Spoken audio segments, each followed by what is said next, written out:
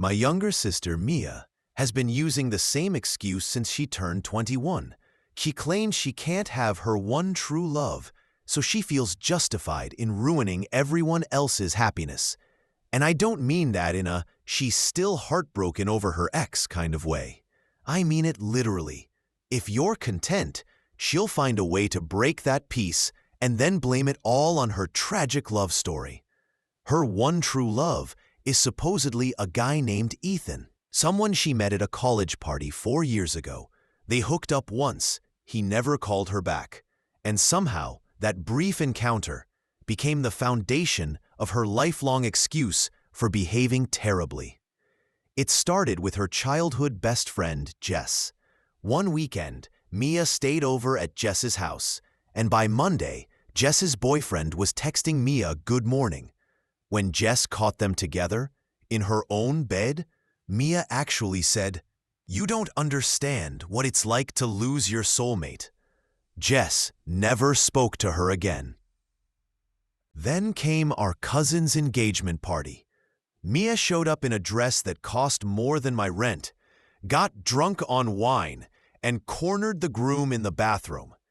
He told us later she kept repeating that he reminded her of someone special. Thankfully, he pushed her away and immediately confessed everything to his fiancée. But Mia? She cried to our parents, saying that seeing happy couples triggered her trauma. Mom believed her and even paid for a weekend spa trip so she could heal. So when I met Ryan, I already knew how this went. I kept him away from family gatherings, deleted Mia from my social media, and told Ryan my sister was going through some personal issues and needed space.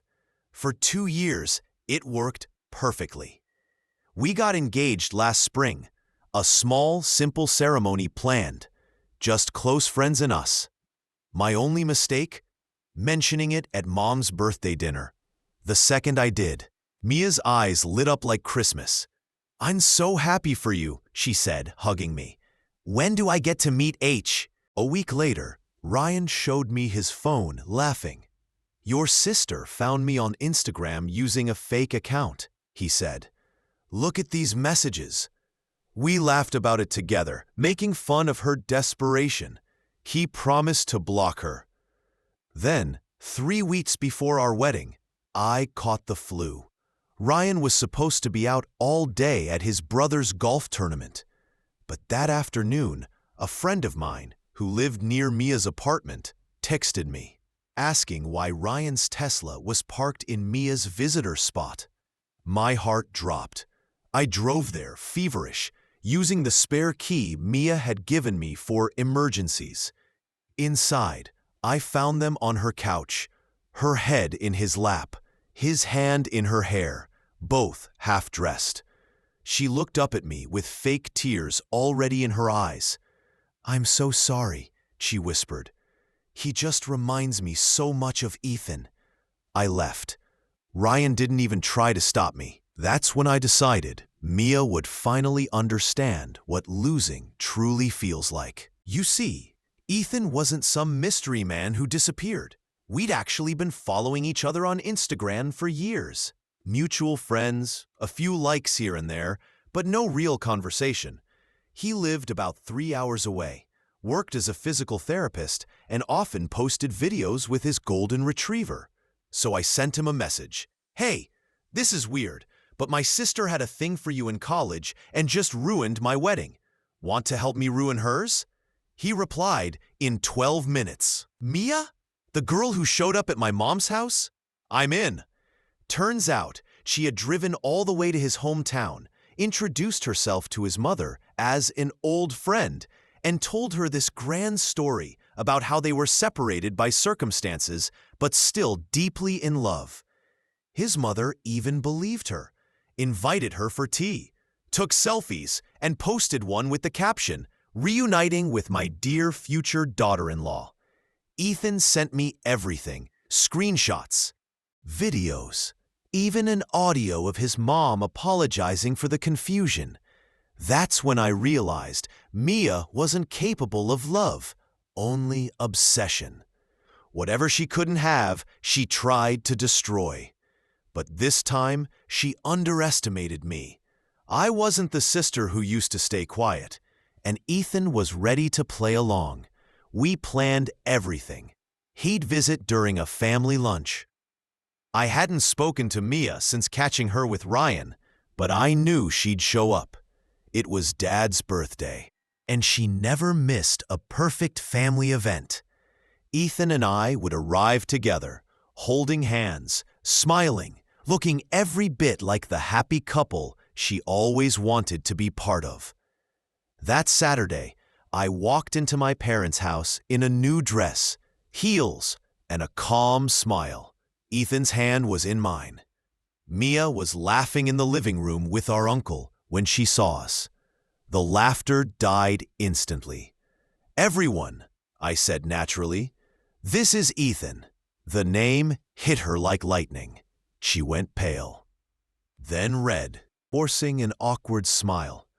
"Ethan? Wow, what a coincidence." He smiled politely. "Hi, Mia. Good to see you again." That was all it took to shatter her composure.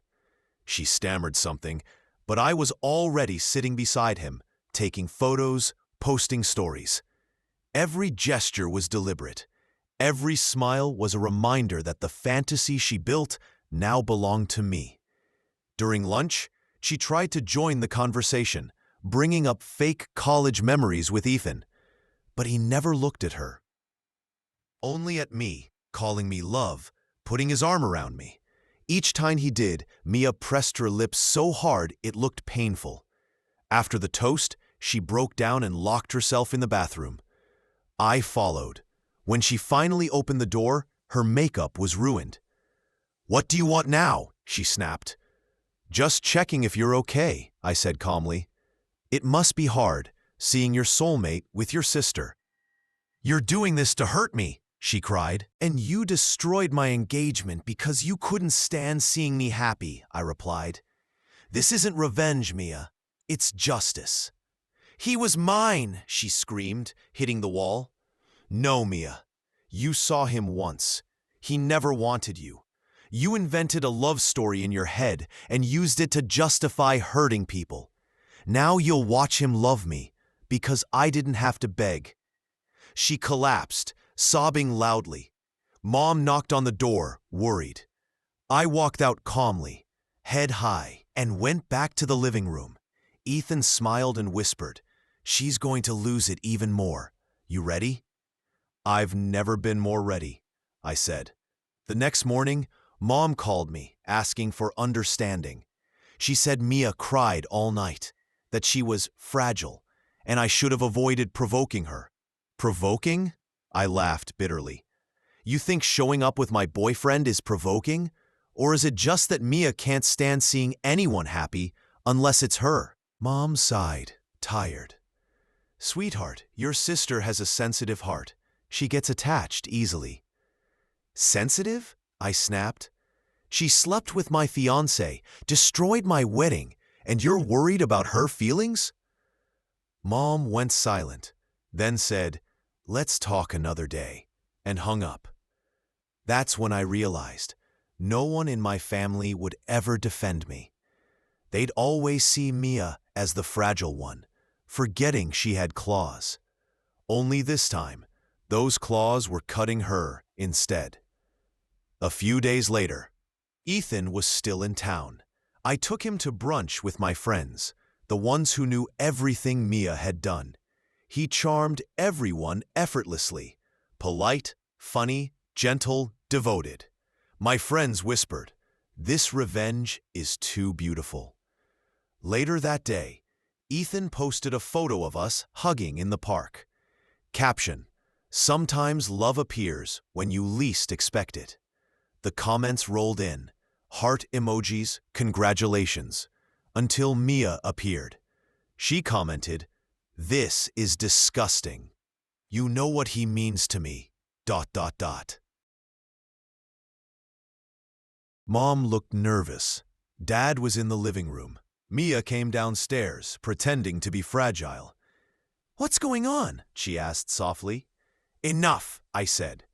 Enough of you manipulating everyone and playing the victim. I turned to my parents. Did you see her post? Do you think it's fair? Do you remember who destroyed whose engagement? Mom tried to calm me. Honey, this isn't… No, I cut her off. You seduced Ryan, betrayed me, and cried your way out of it. But this time, no one's saving you. Everyone's seen the truth, the screenshots, the messages, the lies. The mask is gone, Mia.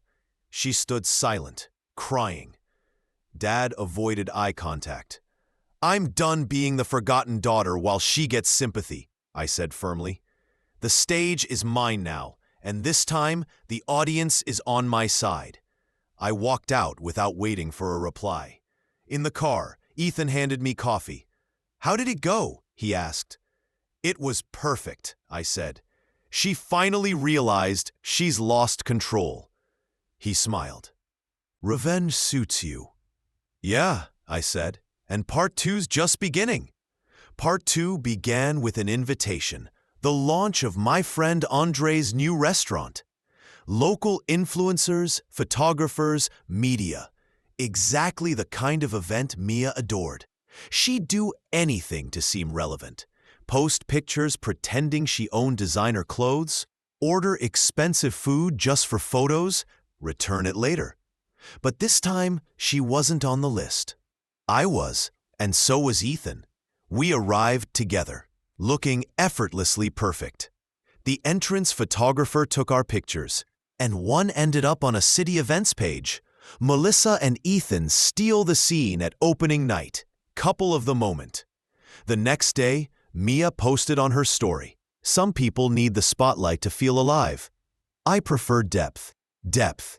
From the same person who seduced my fiancé and cried online over a man she barely knew. A week later came our cousin Amanda's wedding. Mia and Amanda were close, so I assumed Amanda might ask me not to bring Ethan, but instead she called me personally. Please come and bring him. Everyone already knows what happened. I'm done pretending with Mia. So I did. Mia arrived alone. Tight dress, perfect makeup, forced smile, pretending not to see us when we walked in. And that, finally, was the day she learned. Appearances can't save you from the truth. Ethan held me by the waist, occasionally kissing my cheek, while she stood there, watching in silence.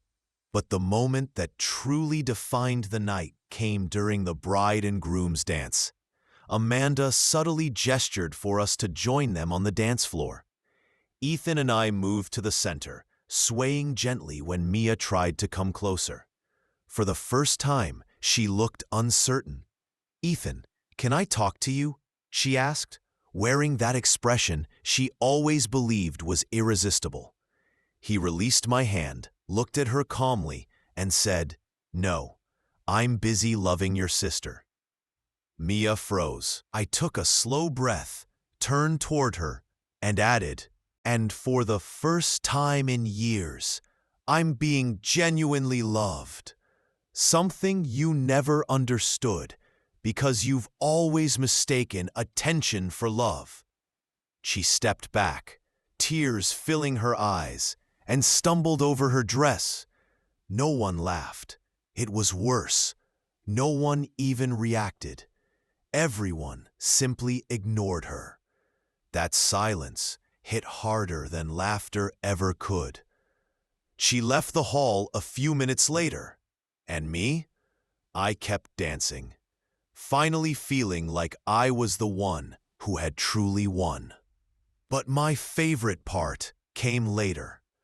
A few weeks afterward, I was invited to speak on a podcast about healing and new beginnings. I didn't mention names, but I told my story about a narcissistic sister, a disloyal fiancé, a carefully planned revenge, and an unexpected love. The episode went viral. Messages poured in from people across the country, thanking me and saying my story resonated with them. Mia heard it. I knew she did. That same day, She sent a message to my DMs. Do you really have to expose yourself like this just for attention? I replied instantly, it's not exposure, it's liberation. I spent years living in your performance. Now, the story is mine, and so is the stage. She never replied. Soon after, I heard through others that Mia had withdrawn from the public eye. Brands she wanted to collaborate with cut ties, and people started whispering about her obsession with Ethan. The polished image she had built through filters and rehearsed lines began to collapse, not because of me, but because of her own actions. She sank herself. As for me, I kept living. Ethan was no longer part of a revenge plan.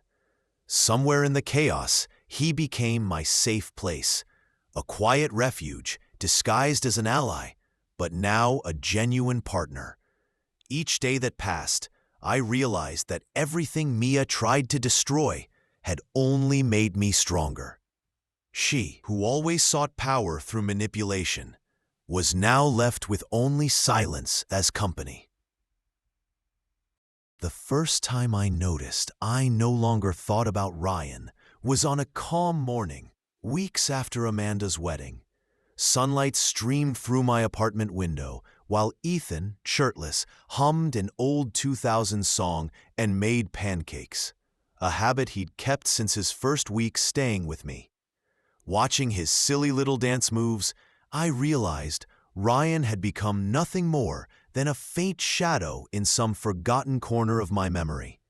It wasn't revenge anymore. It was the way Ethan held my hand for no reason, the way he listened to my childhood stories with the same sincere smile, even though he already knew them, the way he looked at me while I read, as if the world stopped there. When I first sent him that impulsive message, asking him to help me ruin my sister's fantasy, I thought it would be temporary. He would pretend, Mia would give up, and everything would return to normal. But it didn't. Ethan became part of my routine, a presence that brought stability. He met my friends, became part of my work circle, started leaving shirts and toothbrushes at my place. When my car broke down, he showed up first, holding coffee and calling a tow truck. When I had an anxiety attack before a major presentation, he sat silently with me on the kitchen floor, holding my hand until I could breathe again. Ryan didn't even cross my mind anymore. He, who once seemed irreplaceable, had become irrelevant.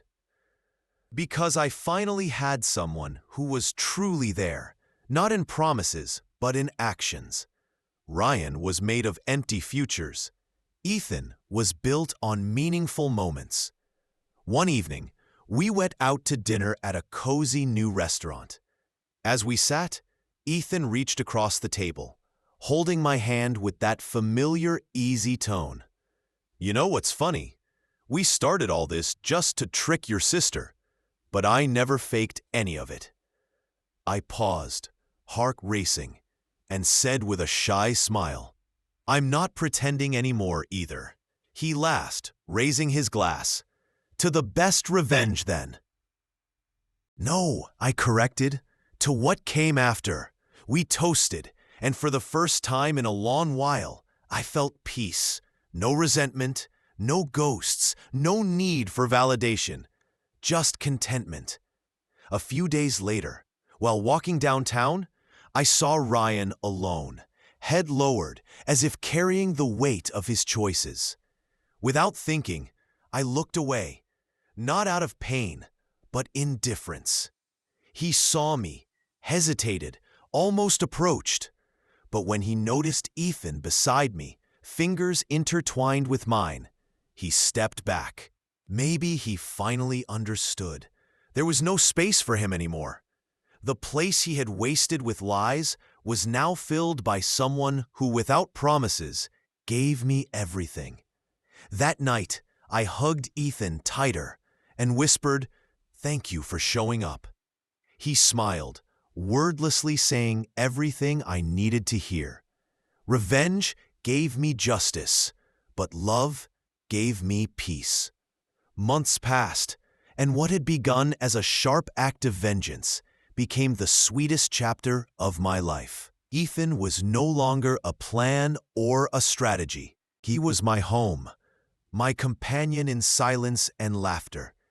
We spent nearly every night together, either at my place or his, where his golden retriever insisted on sleeping between us like our little guardian.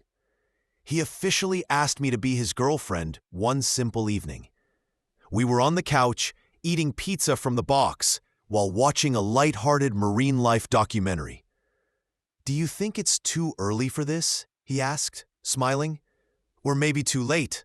I laughed. "I think we've survived worse than most 20-year couples. So yes, I want to." And that was it. We never talked about Mia again. She disappeared from our conversations, social media, everything. She blocked Ethan everywhere, claiming I had stolen the love of her life just to flaunt it. She never admitted that she had destroyed my wedding long before that. But honestly, I didn't care anymore. At first, I thought her lack of accountability would bother me. But freedom, that I'd crave an apology I stopped that would never needing her approval. That was the real gift in all of it. She didn't forgive me. She skipped my birthday, ignored my mother's Christmas messages, and kept her distance. Hurt, bitter. But I moved on. I traveled with Ethan to the countryside, met his mother officially, helped paint the walls of his new clinic, learned to live with his messy dog, and built a life that was simple, honest, and peaceful. One afternoon, as we rested together in a hammock, listening to the wind and birds, Ethan asked, "Do you still think this all started as revenge?" I smiled, turning to him. Maybe it began that way, but it became the best thing I ever did for myself. He kissed my forehead. We stayed in silence. Revenge had turned into love. And ironically, that's what probably hurt Mia the most. She always wanted to be the star, the most admired, the most desired, the center of attention. But it was away from her stage that I finally found what she spent her life pretending to have. I was never the family's favorite, never the perfect daughter, never the shining sister. But I learned to turn pain into strength, rejection into freedom, and revenge into love. And no one could take that from me. 6 months later, when I thought all storms had passed, I got an unexpected call. It was Ryan. I ignored it twice. On the third attempt, Ethan looked at me and said gently, "Answer it. You need closure." "Hello," I said, keeping my voice neutral. "Melissa, it's me," he said weakly. "Can we talk in person?" I considered hanging up, but agreed to meet at a neutral cafe. When I arrived, he was already there, unshaven, exhausted, with dark circles that told their own story. "Thanks for coming," he said quietly. "What do you want, Ryan?" "I wanted to apologize," he sighed, "and explain." "Explain what? That you were with my sister weeks before our wedding?" "It wasn't like that," he said quickly. "She came to me when you were sick, said there were things I needed to know about you. She made it sound urgent." A familiar knot formed in my stomach. Typical Mia. "And you believed her?" "She showed me screenshots, half-truths, made me think you'd ruined someone's life in high school. She said you were manipulative, vengeful." I stared at him. "And that justified what you did?" "No," he whispered. "She told me she'd always loved me, but stayed quiet out of respect for you. That if I left you, she'd be there for me. I was drinking. I was confused." "Ryan," I interrupted, "none of that excuses betrayal." He nodded, tears forming. "Minutes after you left, I realized everything. That she'd lied, that I'd destroyed the best thing I ever had." I stayed silent. "You know what hurt most?" I said finally. "Not what you did, but that you didn't trust me. After 2 years together. You believed her more than me." He lowered his head. I tried to explain, but then I saw the pictures of you and him, and I knew it was too late. It was too late, I said, standing up, the moment you touched her hair. But thank you. Now I know I made the right choice. He looked up one last time. Are you happy with him? I smiled softly. Happier than I ever thought I could be. And I left, not angry, just certain that some doors are meant to stay closed. The conversation with my family was harder. It took months before my mother called, asking to meet. She wanted lunch, just the two of us. She looked older, more tired. How are you? She asked. I'm good, Mom. Really good. Ethan, too. She nodded nervously, then whispered, I need to apologize. For all the years I refused to see things clearly. My chest tightened. No, let me finish, she said, eyes glistening. I always knew Mia was difficult. I thought giving her more attention would help her change. Instead, I neglected you. I let you face her consequences alone. After that confrontation, I started seeing the pattern. The friends she lost, the stories that never made sense. I realized I always believed her because she cried louder. You always looked strong, like you didn't need me. I mistook your strength for independence. Tears fell down my face. After a moment, I asked, How's Mia? She moved to another state. She's in therapy. She knows she was wrong but can't apologize yet. I can't forgive yet. I admitted. Maybe someday, but not now. I understand, she said softly. Can I try to be a better mother now? I took her hand. We can try to be a better family. It'll take time. She smiled through tears. I have time. A few weeks later, my father showed up unexpectedly, holding flowers, looking unsure. Can I come in? Of course, Dad. Ethan greeted him politely and gave us space. I like him, my father said simply. Seems like a good man. He is. He sighed. Your mother told me everything. I realize now I never apologized to you. I thought Mia's issues weren't my problem, that your mother would handle it. But I failed, as a father, as a guide. I should have taught you both that sisters are meant to support each other, not destroy each other. My throat tightened. He continued. After hearing what she did, I don't know how you forgave anyone, but you turned pain into strength, and I'm proud of that. Proud of you. Those were the words I'd waited for my whole life. Thank you, Dad. He looked at me, eyes misty. Do you think there's still time for me to be a better father? I smiled. There's always time. That night, I told Ethan everything. He listened quietly, just holding my hand. How do you feel? He asked. Free, I said, surprised at the word. Truly free. And Mia? I hope she finds peace, even if it's far from me. He smiled, kissed my forehead. You're incredible, he said. We're incredible, I corrected. And it was true, because in the end, it wasn't about defeating Mia or seeking revenge. It was about learning that I deserve love that's real, respect that's consistent, and peace that's mine. Family isn't only who shares your blood, it's who chooses to stay. Sometimes to find real love, you must stop accepting crumbs from those who never valued you. And today, waking up beside Ethan, our dog asleep at our feet, I know every battle was worth it. Because they led me here, to him, to us, to peace.